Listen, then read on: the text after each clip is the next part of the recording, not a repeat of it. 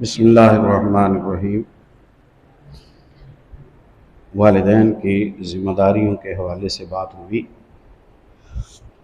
फ़ी ज़माना एक और बहुत ज़रूरी तालीम और तरबियत की याद दहानी ज़रूरी है।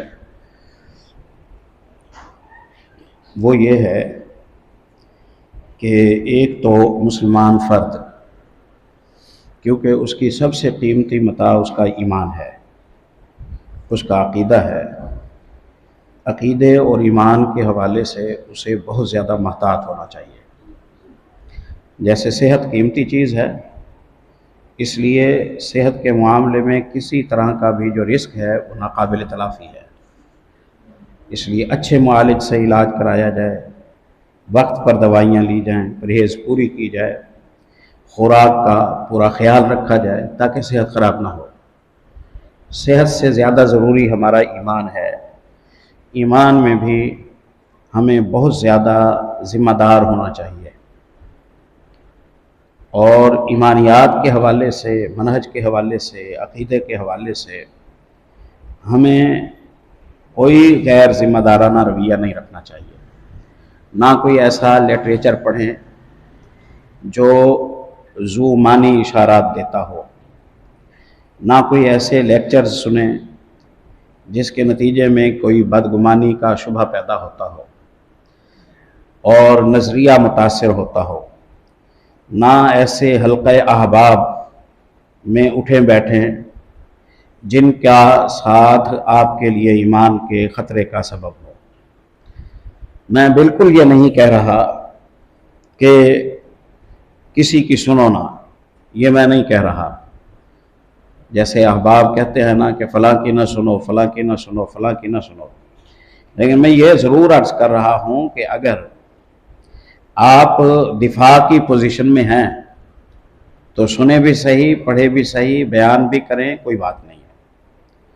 और अगर आपका दिफाई सिलसिला मजबूत नहीं है, यानी आप मुकावमत नहीं कर सकते, आप टकराव नहीं कर सकते, आप चोरी नहीं पकड़ सकते, आप बददियानती नहीं पकड़ सकते और महज सुनते हैं तो उसके असरात अच्छे नहीं होंगे।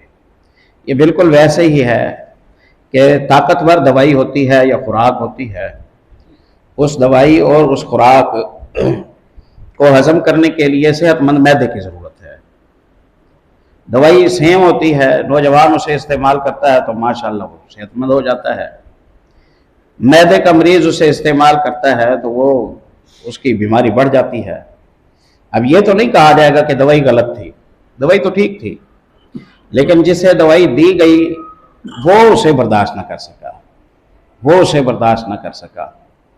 तो एक तो प्यारे भाइयों ये करें कि ऐसे लिटरेचर से, ऐसे हल्क़ा अहबाब से, ऐसे लेक्चर से, ऐसे मुरब्बियों से, ऐसे मुअल्लिमीन से अपने आप को बचाएं जिनका मनहज मशकूक हो।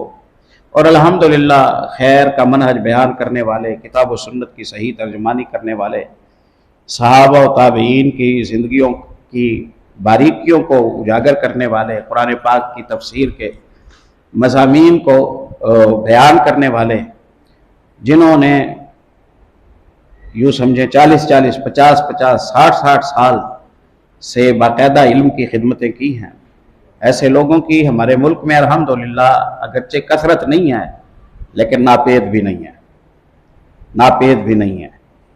बहुत उम्दा मनहज वाले लोग अल्हम्दुलिल्लाह अल्लाह की रहमत से मौजूद हैं। ईमान के हवाले से बेहतियाती ना करें, बचपना ना दिखाएं, लापरवाही ना करें। हाँ, अगर आप दिफा कर सकते हैं तो बिस्मिल्लाह, फिर आप इस्लाम के चौकीदार हैं, आप बिस्मिल्लाह करें, कोई हर्ज की बात नहीं है। दिफा ना कर सकें तो मामला ज़्यादा ख़तरे में पड़ जाएगा, फिर दिफा नहीं करेंगे, मशकूक मामला हो जाएगा। उसके बाद फिर ज़ाहिर ईमानियात की बात होती है, बंदा बात करने से भी घबराता है, शुबा पैदा होता है, लेकिन बात नहीं करता बंदा तो वो मर्ज बढ़ता जाता है। नतीजा ये निकलता है कि वो ज़्यादा खराबियों का शिकार होता है। अल्लाह ताला हमें समझने की तौफीक नसीब फरमाए। एक बात।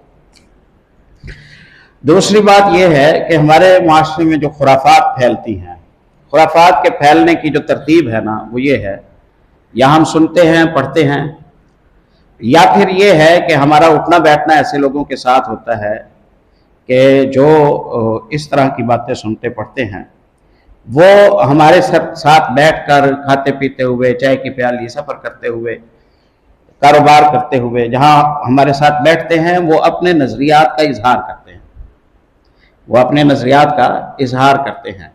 अच्छा, बाज़ दफ़ा वो ख़तरनाक नज़रियात का इजहार करते हैं। यहाँ कोई कानून की सूरत तो है नहीं, यहाँ कोई कानून की सूरत नहीं है। यहाँ ऐसे लोग पाए गए हैं जिन्होंने नबूवत का दावा किया है, यहाँ ऐसे लोग पाए गए हैं जिन्होंने उलूहियत का दावा किया है, जहाँ ऐसे लोग पाए गए हैं जिनका दावा था कि चांद में मेरी तस्वीर नजर आती है, यहाँ ऐसे लोग पैदा हुए हैं जो महदवियत का दावा करते हैं, मैं महदी हूं, मैं नबी हूं, मैं रसूल हूं, इस तरह की बातें करते हैं। यहाँ कैदो बंद तो कोई है नहीं। जिसका बाहर का वीजा लगाने का इरादा होता है या वो किसी की तौहीन करता है या गुस्ताखी करता है या मादी या नबी होने का दावा करता है, और ऊपर के लोमड़ उन्हें जो है ना वो संभाल सबूल के अपने पास ले जाते हैं, महफूज कर देते हैं। हाँ, सिलसिला खुद अपनी मदद आपके तहत चलाना पड़ेगा। इसलिए मनहज के हवाले से कोई बंदा कोई गैर मोहतात आपकी मौजूदगी में जुमला बोले तो उसे फौरन टोके, उसे आगे ना बढ़ने दें, उसे आगे ना बढ़ने दें। आप दिफा कर सकते हैं तो टोकें, आप दिफा नहीं कर सकते तो मौजू बंद करें। भाई ये इल्मी बात है, हम में से कोई ऐसा नहीं है कि जो इस बात को समझता हो, बैठना हो अहले इल्म के साथ हम आपको बिठा देते हैं, वहां जाके बात करें, फला मौके पर आ जाना, फला घर में आ जाना, चाय भी पीना, खाना भी खाना, वहां हम साहिब इल्म को भी बुला लेंगे, बात कर लेना। अवाम में ये शोशे ना छोड़ो, खबरदार। वहां अपना किरदार अदा करें, वहां अपना किरदार अदा करें। शुबहात फैलते इस तरह है कि एक बंदा जरासीम छोड़ता है, 10 बंदे वहां मौजूद होते हैं, वो चुपचाप उसकी बात सुनते हैं, कभी कभी उसकी बात में हाँ मिला देते हैं, फिर ज़ाहिर है उससे मरूब होते हैं तो वही बात फिर वो आगे अगली नशिस्तों में वो बयान करते हैं। यूं काम खराबी की तरफ जाता है। मैं मिसाल दिया करता हूं, बुखारी में हदीस आती है, सैयदना अब्दुल्ला इब्न उमर रजी अल्लाह तआला अन्हुमा हज के मौके पर मिना में हैं, एक मिस्री आया, एक मिस्री शख्स आया, उसने पूछा कि यहाँ मौलवी साहब हों, बात करनी है, मसला पूछना है।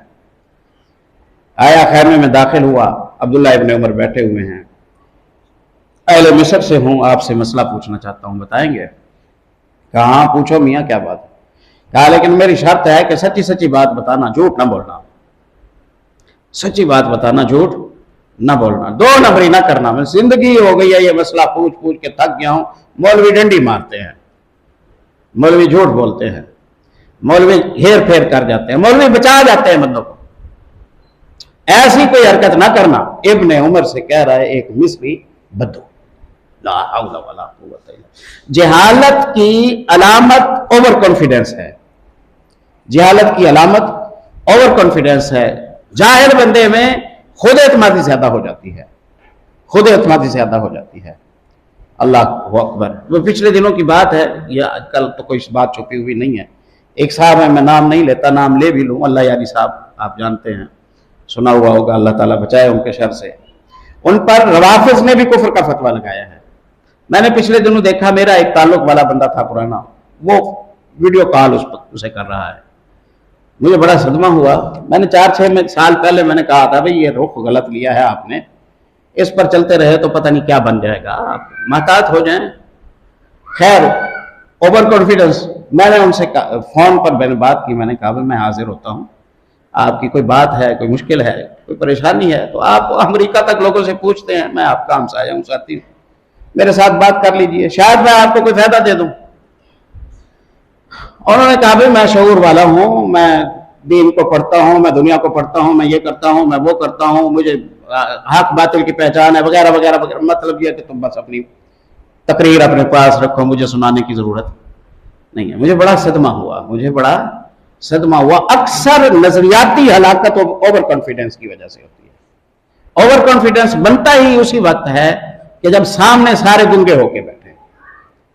अब्दुल्लाह इब्न उमर रजी अल्लाह तआला अन्हु के पास आया, बहुत मौलवियों से पूछा है, सारे 2 नंबरी कर जाते हैं, बचा जाते हैं, झूठ बोल जाते हैं।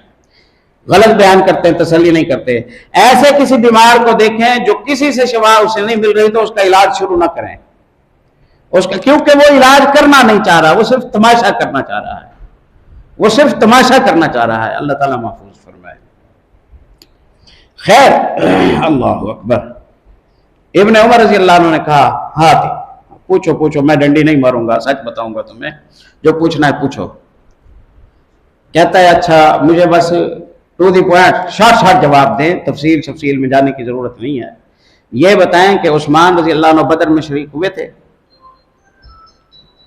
बदर में शरीक हुए थे? इब्ने उमर रज़ी अल्लाह अन्हु ने कहा नहीं हुए थे। उसने कहा लगाया, खुश हुआ। पहला जुर्रतमंद बंदा देखा है, हक बात करने में किसी का लिहाज नहीं करता है।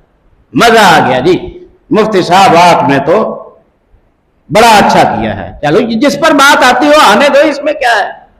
किताबों में लिखा है उस्मान रज़ी अल्लाह अन्हु बदर में शरीक नहीं हुए थे, बदरी शदरी नहीं है वो। इब्ने उमर रज़ी अल्लाह अन्हु तो जड़ तक पहुंच गए कि सिग्नल जा कहां रहे हैं। दूसरा सवाल, कहा उस्मान इब्ने अफ़्फ़ान रज़ी अल्लाह अन्हु बैअत रिज़वान में शरीक हुए थे? लक़द रज़ियल्लाहु अनिल मोमिनीना इज़ युबायिऊनका तहत शजरति फ़अलिमा मा फ़ी क़ुलूबिहिम। अल्लाह जिन लोगों से राजी हुआ उनमें उस्मान है। इब्ने उमर रज़ी अल्लाह ने कहा बैअत रिज़वान में भी शरीक नहीं हुए थे। अब पहला बंदा मिला है, माशाअल्लाह जुर्रतमंद है, बहादुर है। मौलवी तो दो नंबरियां करते हैं, बात को लपेट लपोट जाते हैं, बंदे बचा जाते हैं। इनमें तो हक कोई है नहीं, इल्मी अमानतदारियां नहीं है, झूठ बोलते हैं। मौत आ जाती है फला तबके को फला हदीस सुनाते हुए। अच्छा जी चलो, तीसरा सवाल भी है कोई? हाँ है। उसने कहा तीसरा सवाल यह है कि ये बताएं कि ओहद की जंग में शरीक तो हुए थे उस्मान, लेकिन भाग गए थे, ऐसी बात है? मैंने सुना है ऐसी बात है। इब्ने उमर ने कहा कि हाँ ये बात भी है, ये बात भी है। अच्छा अच्छा अच्छा, बस मुझे इजाजत, में जाता हूं। तो तेरा सत्यानाश हो, तो कौन सी तहकीक कर रहा है, कौन से दीन की तो खिदमत कर रहा है, क्या बताना चाहता है? 10 मिनट की मनहूस सोहबत ने उस्मान इब्ने अफ़्फ़ान, अल्लाह की मखलूक में अकेला बंदा जो किसी नबी का दोहरा दामाद हो, अल्लाह की मखलूक में उस्मान का इस सिफत में कोई शरीक नहीं है, इस सिफत में कोई भी शरीक नहीं है, रज़ी अल्लाह ताला अन्हु। मा ज़र्रा उस्मान मा अमिल बादल यौम, आज के बाद उस्मान जो करे उसे नुकसान नहीं होगा। यूं बैठे हुए हैं रसूलुल्लाह सल्लल्लाहु अलैहि वसल्लम, पिंडली से कपड़ा हटा हुआ है आप सल्लल्लाहु अलैहि वसल्लम, दरवाजा खटखटाया सिद्दीक ने, आप बैठे रहे आ गए वो, फारूक ने, आप बैठे रहे आ गए वो, उस्मान ने, आप सल्लल्लाहु अलैहि वसल्लम संभल के बैठे, चादर सीधी की, हाँ उस्मान को बुलाओ, उस्मान आ गए। इजाफी प्रोटोकॉल। पूछा गया अल्लाह के नबी ये क्या फर्क आपने किया? आपने फरमाया मा अस्ताही अला अस्ताही मिन रजुलिन तस्ताही मिनहु मलाइकतुल्लाह, उस बंदे से मैं हया ना करूं जिससे अल्लाह के फरिश्ते भी हया करते हैं। मुझे ख्याल करना पड़ता है उस्मान इब्ने अफ़्फ़ान का। कुरान जमा करके दिया, ये आज सुकून से आप पढ़ते हैं ना, एक ही क़िराअत हफ्स पर कुरान आप पढ़ते हैं, ये उस्मान इब्ने अफ़्फ़ान रज़ी अल्लाह अन्हु का एहसान है। सुभान अल्लाह, बड़ी अजमत वाली बात है। ऐसे बंदे के बारे में उसे ना जमे कुरान नजर आया, ना जंग तबूक का खर्चा नजर आया, ना बेर रूमा की खरीदारी नजर आई, ना मस्जिद नबी की तोसी नजर आई, ना हिजरत हबशा नजर आई, ना हिजरत मदीना नजर आई, ना नबी मुकर्रम सल्लल्लाहु अलैहि वसल्लम का दोहरा दामाद होने की सिफत नजर आई, कोई शय नजर नहीं आई। अशरा मुबशरा में से है, ये नजर नहीं आई। इल्मी खिदमात नजर नहीं आई, मस्जिद नबी की तोसी और उसकी तामीर नौ नजर नहीं आई, कोई शय नजर नहीं आई। ये उस 60 साल 70 साल जिंदगी में से 3 पॉइंट चुने हुए हैं। वो बदर में शरीक नहीं हुए थे, वो हुदैबिया में शरीक नहीं हुए थे, बैत रिज़वान में शरीक नहीं हुए थे, और वो ओहद में भाग गए थे। ये तो दज्जाली आंख हुई ना, कानी आंख।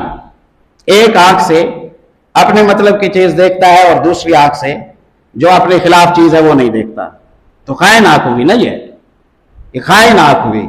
अगर दयानतदाराना तहकीक हो तो दोनों पहलुओं को बंदा सामने रखे। अगर वो जज है तो, अगर वो जज है, जज भी नहीं है और पहलू एक देखता है तो खाइन है। ये तो इस काबिल नहीं है कि इसे हम अपने गले पर बिठाए कि ये पैसे गिन गिन के हमें दे। ये तो इस काबिल भी नहीं है। नजरिया हम इससे क्या लेंगे, अकीदा इससे क्या लेंगे, मनहज इससे क्या लेंगे, आखिरत इसकी झोली में डाल देंगे। अच्छा जी, अच्छा मैं जाता हूं, ठीक है, आपने हक अदा कर दिया। वो कुछ पूछने नहीं आया था, वो 150 जो बंदे बैठे हुए थे ना, उन्हें खराब करने के लिए आया था, उन्हें खराब करने के लिए आया था। इब्ने उमर ने हाथ पकड़ा और कहा बैठ जाओ, पूरी बात सुन के जाओ। कहा नहीं, जरूरत ही नहीं है, बस आपने कह दिया, टू द पॉइंट, जवाब था, हो गया है। और कहा बैठ, बात पूरी सुन। नहीं मनाई की, आखिर बैठ गया। कहा बदर में रसूलुल्लाह सल्लल्लाहु अलैहि वसल्लम ने उनकी ड्यूटी लगाई थी रुकैया रजी अल्लाह अन्हा की तीमारदारी पर, और कहा था कि सवाब बदरियों वाला मिलेगा और गनीमत भी बदरियों वाली मिलेगी, और ड्यूटी मदीने में दो, ड्यूटी मदीने में दो। नहीं नहीं, तफसील की जरूरत नहीं है, मौत आती है इस तफसील पर। क्यों तफसील की जरूरत नहीं है? रसूलुल्लाह सल्लल्लाहु अलैहि वसल्लम ने ड्यूटी लगाई। खैबर में अली इब्न अबी तालिब को रसूलुल्लाह सल्लल्लाहु अलैहि वसल्लम नहीं ले गए थे, ड्यूटी मदीने में लगाई थी, ड्यूटी मदीने में लगाई थी। ला हौला वला कुव्वता इल्ला। ओहद में तो हमें 9 मैयतें अंसारियों की नजर आती हैं रसूलुल्लाह सल्लल्लाहु अलैहि वसल्लम के इर्द गिर्द। 9 मैयतें नजर आती हैं रसूलुल्लाह के इर्द गिर्द। सिद्दीक का नाम आता है, फारूक का नाम आता है, कि जो वो हिसार के वक्त जो रसूलुल्लाह सल्लल्लाहु अलैहि वसल्लम के साथ पहुंचे। अबू तलहा अंसारी का नाम आता है, साद इब्न अबी वक्कास का नाम आता है। 700 बंदों में से इनके नाम आते हैं। तू एक का पूछ रहा है, बाकियों का क्यों नहीं पूछ रहा? वहां कुछ और भी तो होंगे ना। उनके बारे में जो कहता है इनके बारे में भी क्या है? ये कुछ जाती दुश्मनी है तेरी इनके बारे में बात करने। और भी होंगे ना कोई। 9 अंसारी शहीद, मैं यदफाहुम अन्नी, मुझसे इसे इन्हें दफा करो और जन्नत की बशारत लो। अंसारी आते गए, तीर खाते गए, तलवारों के जख्म खाते गए, मोहम्मद रसूलुल्लाह का दिफा करते गए, जान देते गए। 10-11 बंदों की शहादत हो गई। उनमें क्या 11-12 बंदे थे ओहद की जंग में, कि बाकी सारे भाग गए थे, ये जो बच गए थे। भगदड़ मच गई, संभलते हुए, मोर्चों में जाते हुए, सूरत हाल को जानते भांपते हुए थोड़ा सा टाइम लग जाता है। वो हो गया। वो बदर में जो अहले बैत थे उनके साथ भी हुआ, वो बदर में जो दीगर थे उनके साथ भी होगा। तू एक बंदे को नॉमिनेट कर रहा है, लगता है कि तेरी उसके साथ कोई खास दुश्मनी है। फिर तू मुद्दई तो नहीं है। अल्लाह ने बदर ओहद के मैदान में ये जो मैदान छोड़ने वाला काम हुआ था, इसके बारे में अल्लाह ने कोई 70 आयतें सूरह आल इमरान में उतारी हैं। 70 आयतें उतारी हैं, और शुरू करने से पहले अल्लाह ने कहा कि मैंने माफ कर दिया है, मैं नाराज नहीं हूं, अलबत्ता मैं समझा रहा हूं गलती कहां हुई थी, अंदर ख्याल रखना, मैं माफ कर दिया है। ये 2 मौके हैं जिनमें एक रसूलुल्लाह सल्लल्लाहु अलैहि वसल्लम के बारे में इसी तरह की बात की, या फिर ओहद के गाजियों के बारे में, कि जो हुआ हो गया, मकसद तुम्हें परेशान करना नहीं है, मकसद तुम्हें सजा देना नहीं है, मैं राजी खुश हूं तुम्हारे किरदार की वजह से, अलबत्ता जो गलती हुई थी वो ये हुई थी, आइंदा ख्याल रखना। रब ने उन्हें माफ कर दिया है। तू FIR काटे फिर रहा है, अदालत तेरी लगनी है या रब की लगनी है? तू ये क्या तहकीक कर रहा है? रही बात ये कि बैत रिजवान में शरीक नहीं हुए थे, तो बैत रिजवान हुई ही दमे उस्मान के हवाले से थी, उस्मान रज़ी अल्लाह अन्हु के खून के हवाले से थी।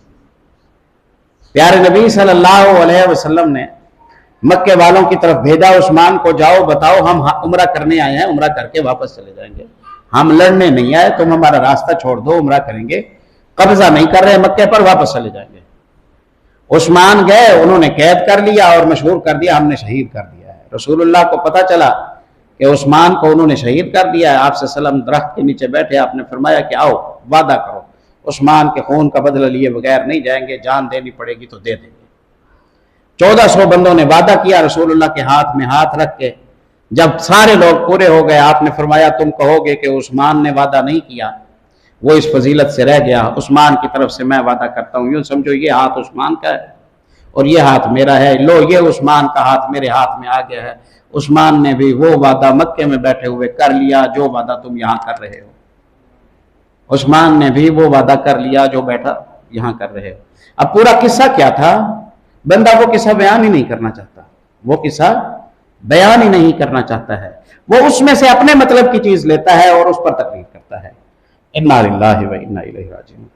तो मैं बहरहाल बात जज्बाती हो जाती है, अल्लाह ताला मुझे माफ करे। मैं ये अर्ज करना चाहता हूं, एक तो खुद दूर रहें, खुद दूर रहें। इस्तशराफ है ना फितनों की तरफ, ये असल फितनों में जाने का सबब है। नबी सल्लल्लाहु अलैहि वसल्लम ने फरमाया कि फितनों में वो पड़ेगा जो इस्तशरफ अलहा, जो झांकेगा फितनों को। इस्तशराफ का माना है कि पैरों की उंगलियों पर खड़े होकर दीवार के पार झांकने की कोशिश करना, जो चीज नजर नहीं आ रही उसे तलाश करने की कोशिश करना। फितने देखने की जरूरत नहीं है, फितने देखने की जरूरत नहीं है। और उड़ती हुई कोई हवा आए, कोई गर्द आए तो फौरन उसे डिस्कस करें, उसे जड़ न पकड़ने दे। इंशाल्लाह कोई अंधेर नहीं है, अल्लाह की रहमत से कोई अंधेर नहीं है, कोई खोटा सिक्का नहीं बेचा गया है, कोई गलत चीज नहीं बेची गई है, कोई कौम की खयानत पर तरबियत नहीं की गई है, कोई परेशानी की बात नहीं है कि भाई इस मौजू पर बात कैसे हो सकेगी। हर मौजू पर बात हो सकती है, अल्लाह की रहमत से कोई परेशानी की बात नहीं। तो खुद एक तो दिलचस्पी फितनों के मसाइल के हवाले से ना रखें, और अगर बात पहुंचे तो वहां अपना किरदार अदा करें, फौरी तौर पर उस मसले को वहीं का वहीं रोक दें, आगे ना बढ़ने दें। अवाम कहते हैं अवाम कल अनाम होते हैं, अवाम में एक बात अगर कोई नपे तुले अंदाज से खोटी बात भी वो लोगों के सामने कह देना, तो अगर वहां 100 बंदे बैठे हैं तो 70 वो बोली बोलना शुरू कर देंगे, बगैर सोचे समझे कि क्या ये ठीक है, क्या ये गलत है। तो बस इसी पैगाम पर मैं अपनी बात को मुकम्मल करता हूँ। अल्लाह मुझे और आपको अमल की तौफीक दे। सुभान अल्लाह।